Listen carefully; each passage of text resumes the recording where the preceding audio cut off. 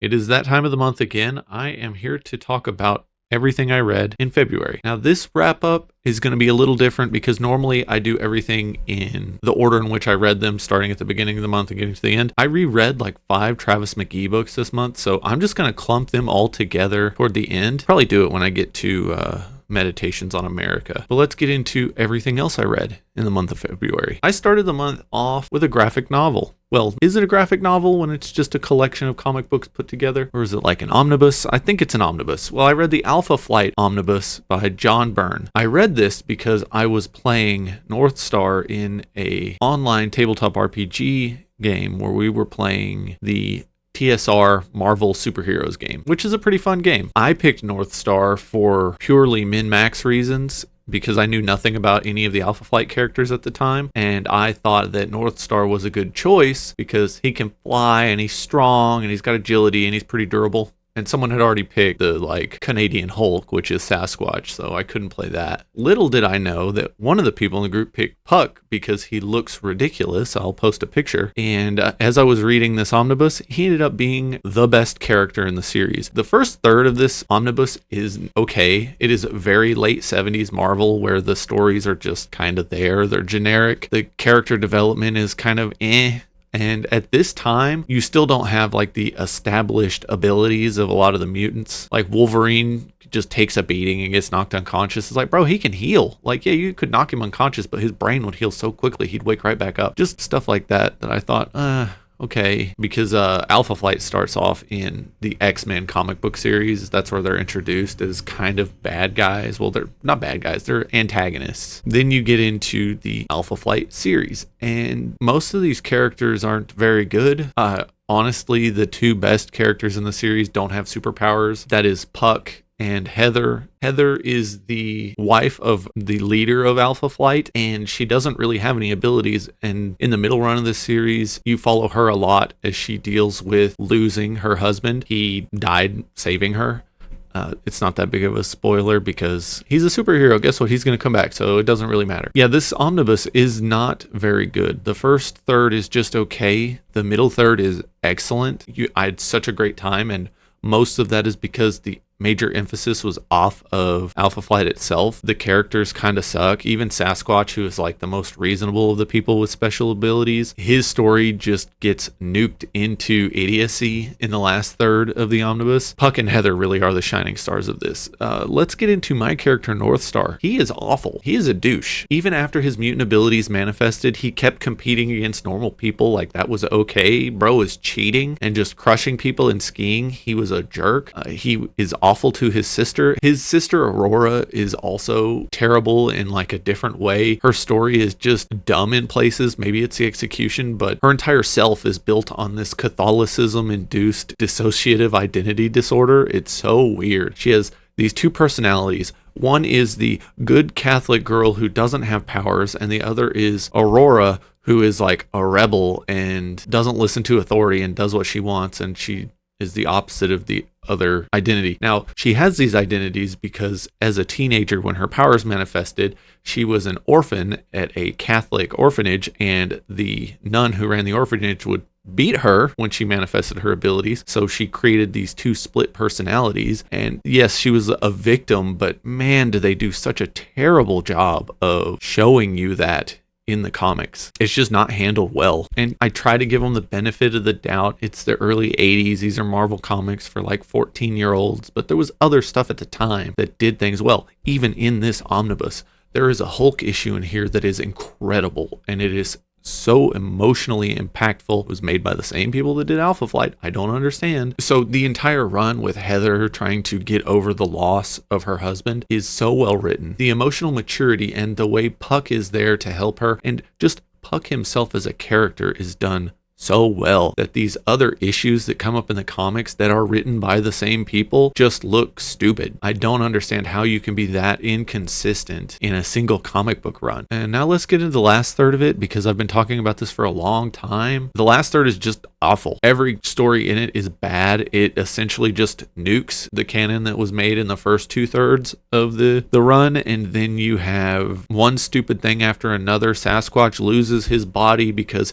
he wasn't actually actually using gamma rays to turn himself into the Canadian Hulk. He was possessed by a native demon spirit thing that turned him into Sasquatch, and so they had to go on a spirit journey to rescue his soul after they destroyed his body, and now he possesses a robot that was created by a like Beta Flight member, which yes, Beta Flight is a thing. They're the minor leagues of Alpha Flight.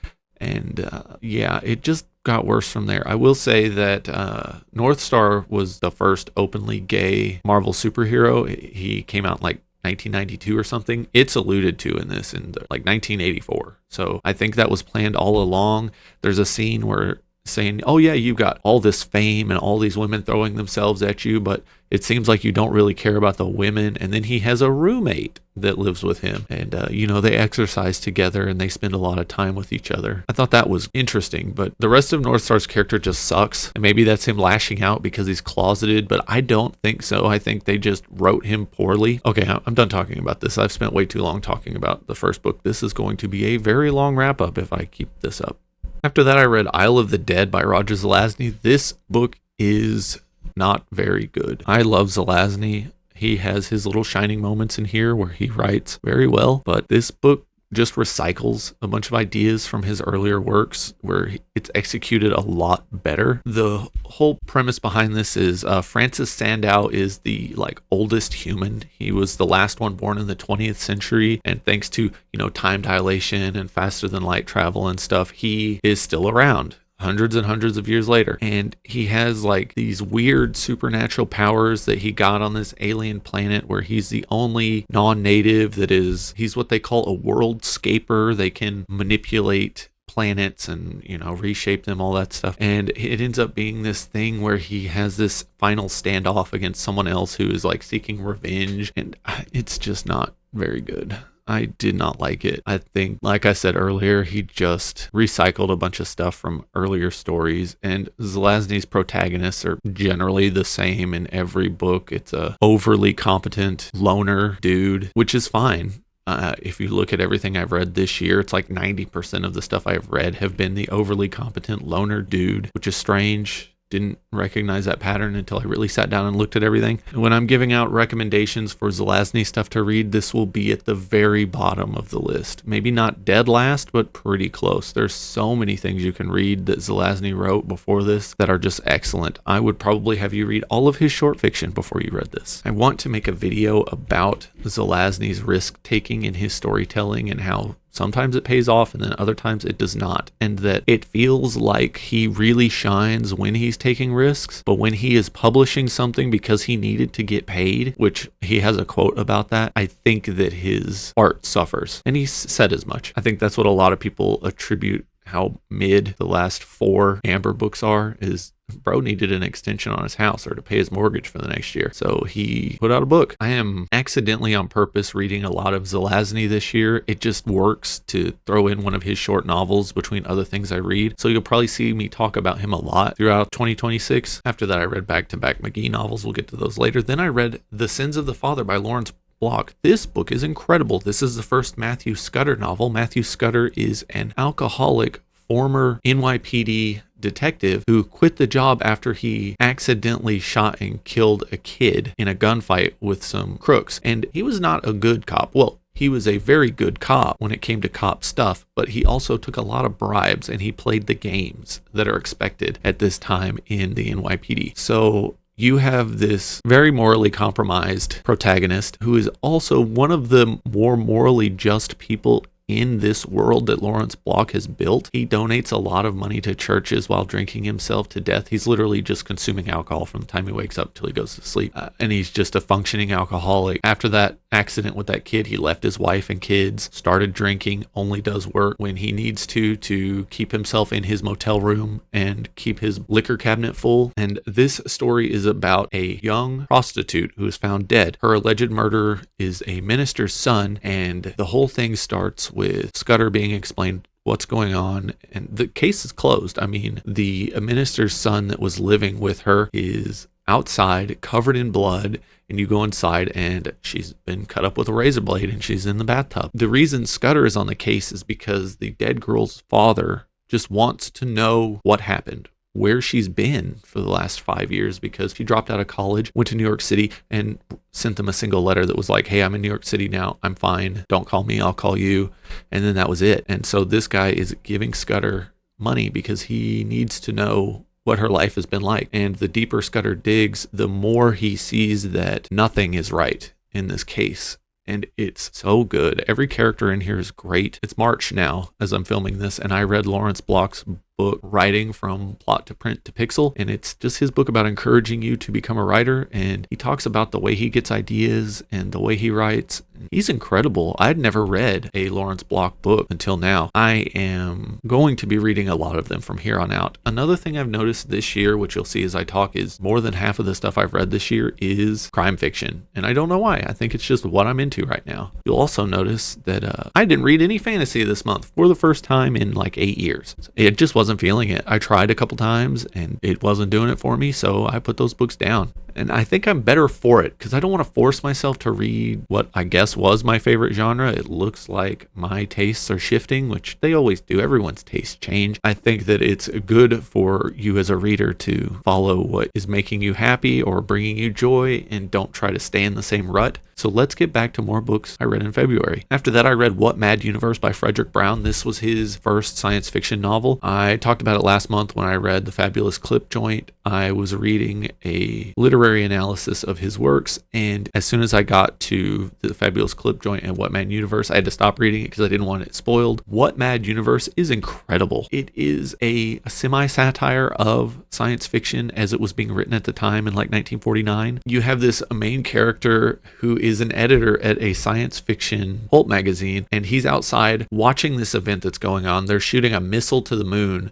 and they're going to blow it up so you can see a flash on the moon so they can prove that they managed to get a missile to the moon. Which sounds really stupid until you remember that at one point the United States was wanting to nuke the moon just to prove that they could. It's like, bro, are you stupid? So what ends up happening is the missile guidance system doesn't work, and there's a flash on the property where Homeboy was sitting to watch what was going on, and next thing he knows, he is awake and confused in that same place, and he goes to a local diner because he can't get into the house and he doesn't know why. And at the local diner, he tries to pay for his coffee with change, and the dude freaks out. He's like, those are real coins, and he's offering him crazy amounts of credits for the coins, and the dude's like, what the hell is going on? And so he ends up taking that guy for all the money he has, realizing something's weird and he's got to figure it out, and he's got to take advantage of whatever he can to get by. Oh, and the next thing, he gets chased by this giant scary alien and almost dies, and like the homeboy that he conned out of the money like takes a shot at him and he gets shot in the arm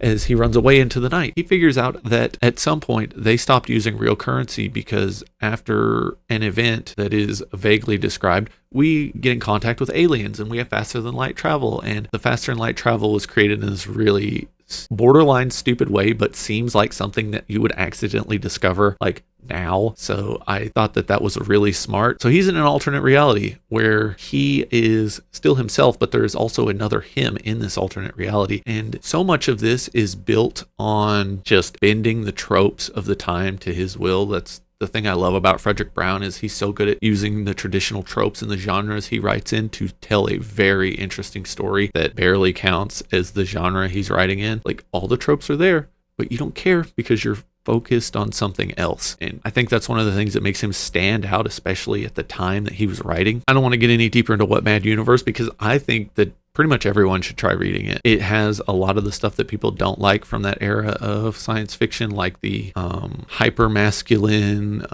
focused adventure story, but it's making fun of that. And the same thing goes for like the scantily clad space women following around the hero. All of this stuff is being jabbed at in this story. So I think that it still works now. I think it works even better now than when it was written, because all the things that Frederick Brown was making fun of then, we are making fun of now because we know better. And I just think that it proves that he was a genius well ahead of his time when it came to writing the genre fiction that he wrote. Matt Dinniman had a new book drop, so I immediately started it like the first day that I could after it came out, and that was Operation Bounce House. It is not part of the Dungeon Crawler Carl series. Operation Bounce House is a very good, very angry story about a lot of the things that we deal with today, except on another planet. And that planet is full of farmers who are just trying to live their lives to the best of their abilities and get by and be happy. And Earth comes knocking saying, hey, bro, there are terrorists here and we need to free you from them. And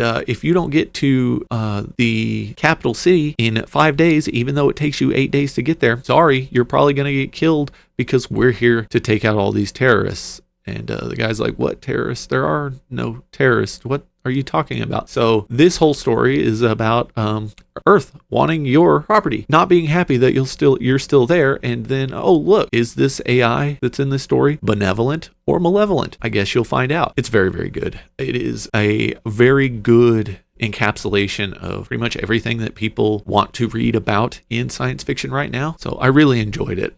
Is it the same level as any of the Dungeon Crawler Carl books after like the first one? No. I probably wouldn't even put it on par with Dungeon Crawler Carl just because I had so much more fun with Dungeon Crawler Carl. But this book is very good.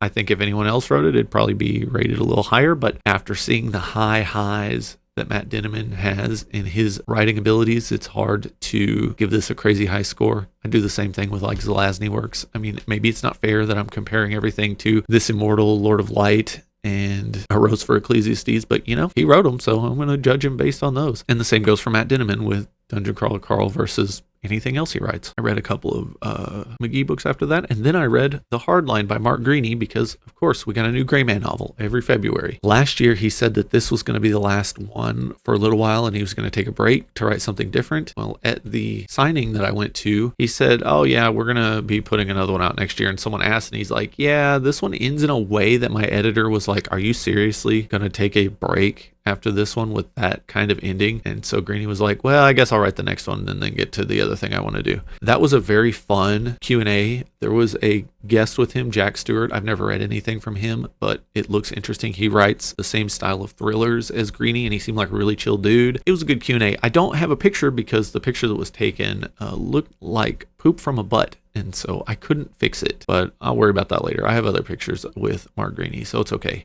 It was really cool to see him again and hear from him, and just fortunately there were a bunch of new questions this time because sometimes you get the same questions every year at a Q&A, and no, it was good. It was really good. The book is very good. The Hardline is excellent. I think Greaney has a lot to say in it, and a lot to say in it in a way you wouldn't normally see from a thriller writer, because he is taking jabs at the political situation in the US right now, which a lot of his older readers, which are most of them, would not be happy with. You have a guy in here who is wearing a mask, impersonating an ICE agent to shoot people. It's like, oh man, we would have never seen that coming. Law enforcement hiding their faces in public. How could that get abused? There's a lot of stuff in here. There's ineptitudes in the government that resonate with current events. Privatization of intelligence gathering and companies basically turning themselves into leeches that cannot be removed without causing severe harm to the agencies that they are replacing.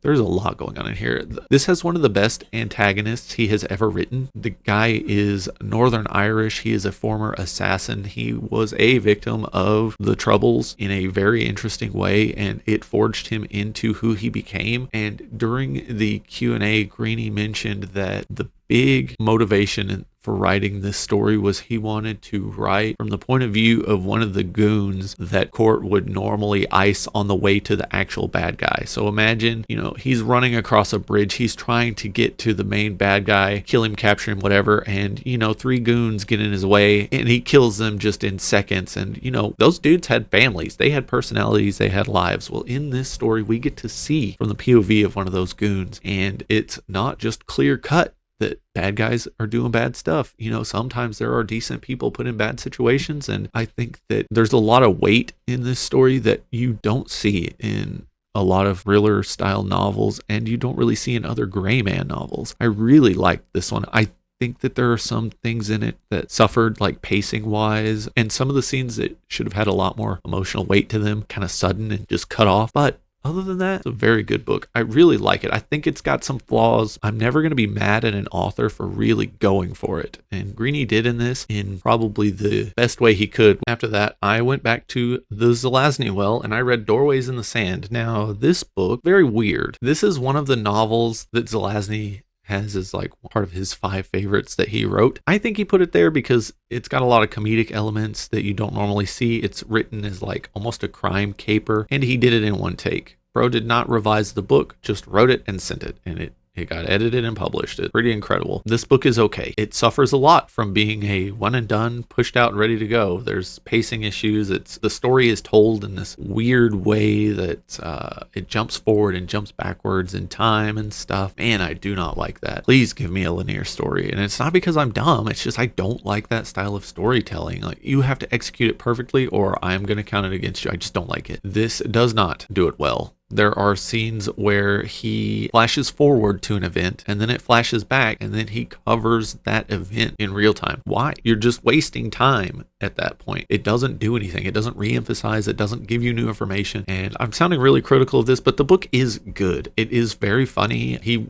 leans into the humor hard in this in a way that he doesn't in any other book of his that I've read. I think that the main character, who is a perpetual college student, he's been working on his bachelor's degree for like 13 years because he got a inheritance from his uncle where he gets a nice little stipend every year and his school is paid for until he graduates. So he just changes his major as soon as he gets close to graduating, and he's constantly weaseling his way into another year at college, even though the college wants to get rid of him, which even he says, why are you trying to get rid of me? I'm literally giving you money to be here. Yeah, it's really funny. Also, he really likes climbing into high places and scaring the crap out of people. He gets the cops called on him all the time because he's climbing like a radio tower or something. People think he's going to jump, but he just likes being up there. The plot is there are alien artifacts that are held by Earth now that we've had contact with aliens as part of like getting into the United Nations of aliens or whatever. And we gave them the crown jewels and the Mona Lisa, and they gave us an artifact essentially as old as time and another one. And now everyone's mad. Aliens want those artifacts back. Anglophiles are very salty that the crown jewels are gone. And so they want to get a hold of the artifact so they can force them to give back the crown jewels.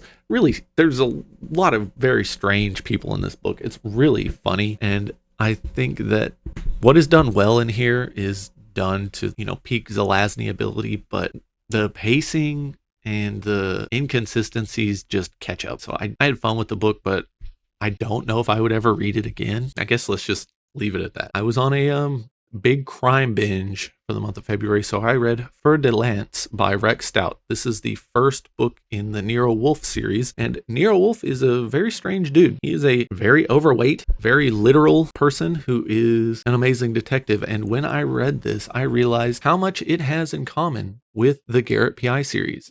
This was a huge inspiration for Glenn Cook's Garrett P.I. novels, and boy does it show when you start reading the Nero Wolfe stuff. Through most of it, I'm like, yeah, this is pretty good. I'm enjoying following his detective because Nero Wolfe does not leave his house. He drinks a lot of beer and eats a lot of food and solves a lot of cases, but he will not leave his house. So he has a boots on the ground dude who goes and does all the investigating, and he is a private detective. He's a cool character. His name is Archie Goodwin, and I really like Archie. The mystery itself is very interesting and engaging, and the ending is like, oh, okay, I see where you're going with this series, and I am all for it because holy crap, you get into this very gray, murky area toward the end. It's a lot of fun. I am very impressed by this book, especially considering it was published in 1934. It should be a staple of everyone's crime novel diet, and I don't know what else to say about it. I'm talking about one of the most popular crime fiction duos to ever be written. So let's just move on to the next book. I guess we'll get into all the McGee stuff now, and then I will finish my wrap up by talking about an absolute stinker. So I read Meditations on America,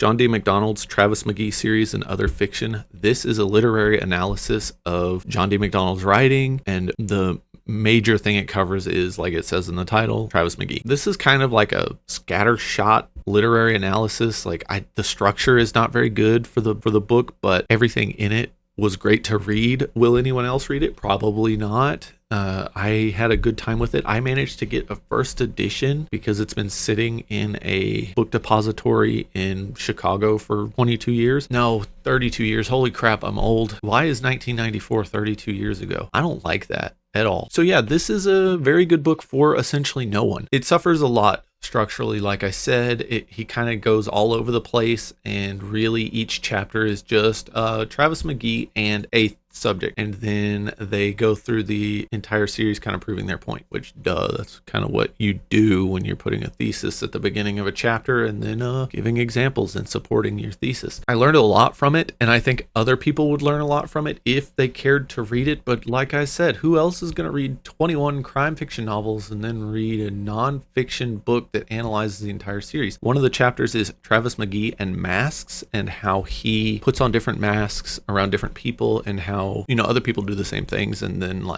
you look at the hypocrisy of McGee talking about these fake people, and then him becoming these fake people to do the job he does. And that's just one chapter. There's something like that for every chapter. One of them is like money. One of them is freedom. So, it's good. I don't think I'm going to cover any more of it because none of you are going to read it. Unless you do, please tell me, because I would love to talk to someone about it, but I doubt that will ever happen. Now let's get on to the worst book I read of the month. There is a lesson in this, and that is don't reread thriller novels you enjoyed as a 12-year-old. I listened to this book with my mom on a long car ride in about 1998, and it was awesome. And I started it again as an adult, and I thought, what is going on? The book is Vertical Run by Joseph R. Garber. It came out in 1996. There is an abridged audiobook by Stephen Lang. Stephen Lang is a great narrator, and I'm not judging this book based just on the abridgment. I did listen to it. Your boy Stephen Lang, he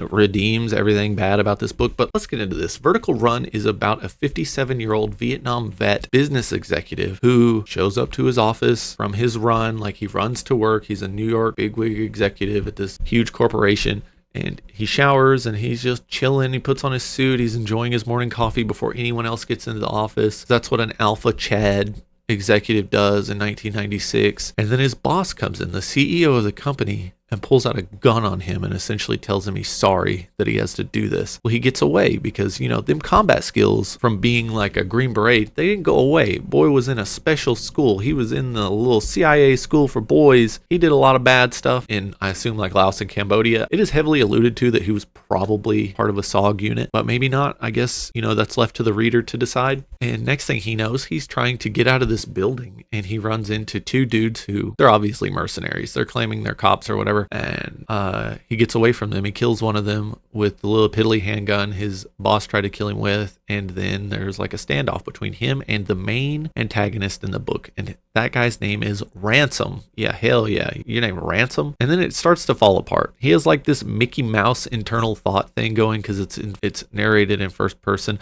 There is a ton of exposition in dialogue, and it's awful. It's literally the bad guy being, I'm going to have to do this thing, and then this thing's going to follow up, and then, the reason I'm doing this is because of this. And it's like, you didn't have to say any of that. You could have just shot the dude. You could have just shot the main character and just, gone about your day. Structurally, this book is bad. The character development is essentially non-existent, and boy, were there a lot of opportunities, because at one point, the bad guys get the main character's son, and he's talking to him over the radio, because this is Die Hard. Like, this is a Die Hard light. The son is like, Dad, they gave you drugs when you were in the military in Vietnam, and that's why you're acting like this. That's why you think everyone's trying to kill you, blah, blah, blah. And the main character goes, is that why? Nah. And then immediately moves on. You could have got rid of a lot of the really stupid exposition heavy dialogue and replaced it with even half a page of him having self-doubt over whether or not he is really doing the things he's doing, and the people doing, whether or not this is actual reality. You could have half a page of him stressing over whether or not these things are actually real, but no, you're just nah, let's move on. And I'm going to spoil it all because no one's going to read this. Please don't. The reason he's being chased is because he got bit by a lab monkey. So this is also like a knockoff of a Michael Crichton book too. And he has a virus in him, and the virus could wipe out all of humanity if it gets out. He needs to be killed within the first 3 days of having it before he can spread it by breathing. Right now, the only way it can be spread is by his saliva or his snot or whatever, and they have to kill him before he spreads it. And they're really worried, and that's the whole thing is this has a huge time crunch because of that. At the end, he spits in the bad guy's face, and the bad guy's screaming and going insane because he knows he's gonna have to be killed because he's got the virus on him. And they're like, yeah, your body fluids, it could ruin everything. That's why we had to kill you. He threw up in a crowded hallway halfway or a third of the way through the book. So his bodily fluids are on everyone in there. He literally vomited and it spurted out of his mouth and hit people. So I guess the world's ending after this book ends, but the book actually ends with him being high enough of an elevation that the virus is deprived of oxygen, and he's going to come back for revenge. So you better watch out. There was never a sequel, which I guess is a good thing, but holy crap, was this book bad. And the thing that makes it worse is it could have been good. There's so many parts of it that just needed to be removed so you could expand on the stuff that would actually make a compelling narrative. He just didn't do it. He's like, nah, that's not what this is about. This is Die Hard meets whatever Michael Crichton book has the monkeys and the virus. I can't remember the name of it right now, and it doesn't really matter. Plus, just this alpha Chad executive, doing cool Vietnam hero stuff. And he was like a whistleblower for like a My Lai type disaster in Vietnam, which is cool. Wish they would have expanded more on that. No, it is heavily alluded to throughout the story, and then there is a moment of catharsis with the guy who was his mentor, and even then it just felt cheap and rushed. And then the book is not good. I've talked about it for far too long already, so let's get into the Travis McGee books that I forgot to talk about while I talked about Meditations on America. We're going to go through them real quick. Rapid fire McGee, because I've already reviewed him before on this channel during wrap-ups, and I will make a McGee video at some point. I am 3 books away from finishing the series. 2 books away now. I'm 2 books away from finishing the series for the second time in a year and a half. You already know I love the series, and I will make a video about it. During this month, I read The Scarlet Ruse, which is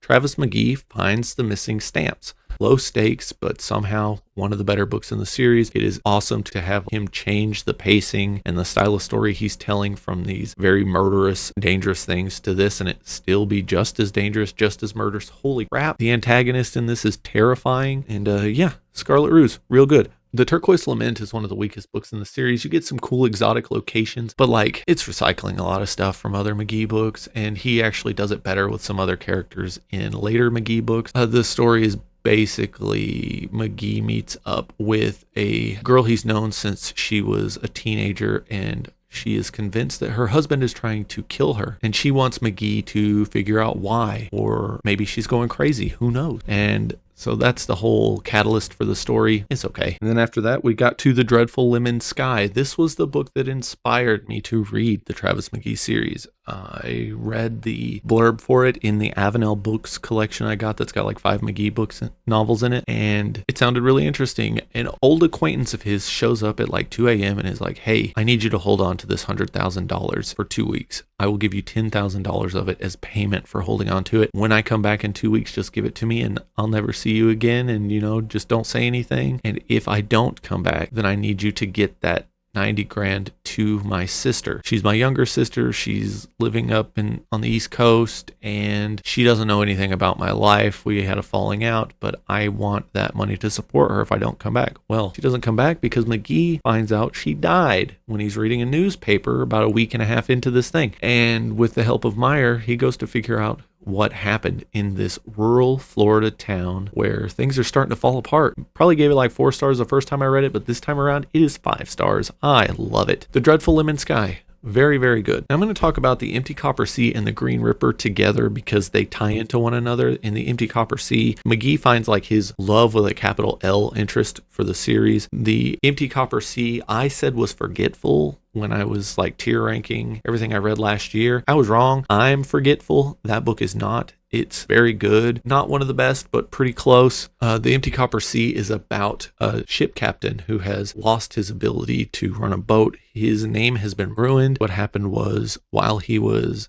taking out the boat he was the captain of for this rich dude, that rich dude fell off and died. And the guy's name is Van. Van said, all he remembers is having his little honorary drink with the owner of the boat every time they set sail. And then he woke up getting kicked by the sheriff and being told he's a drunk idiot that cost the life of the owner. And he wants his name cleared. He thinks he was drugged, and he is willing to pay McGee $10,000 to clear his name because he thinks that his name is worth 20 grand and McGee's fee is half of the value of whatever he's finding. This goes in all sorts of interesting places. The book is really good. I really liked it a lot. I feel bad for ranking it low in my tier ranking from last year just because I'm a dummy and I forgot the book, or reading it again. It's really good. And then The Green Ripper is the best McGee book in the series. Maybe Lonely Silver Rain is close. I don't know. If we're for a top 5 off the top of my head. I'm not going to put them in order, but it's Lonely Silver Rain, Deep Blue Goodbye, Green Ripper, Nightmare in Pink, and Bright Orange for the Shroud. This is a banger. This is not a McGee novel, though.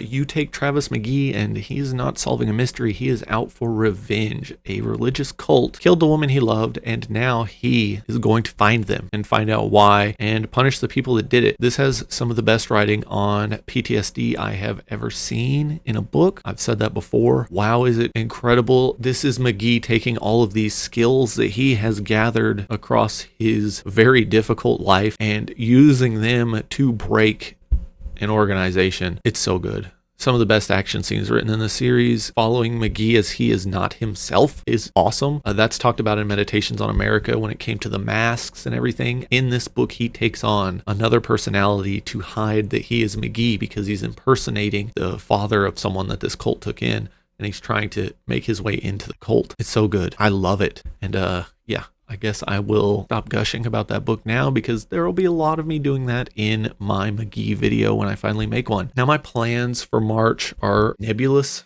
at best. I will be reading Zelazny. I will be reading McGee. I don't know what else I'm reading after that. I already mentioned that I read Lawrence Block's book about writing. I'll talk about that more in my March wrap up. When it comes to video plans, I don't know. I keep just not getting stuff done. I spent probably 6 hours in the last 2 days researching and writing notes for a Zelazny video that I hope I film.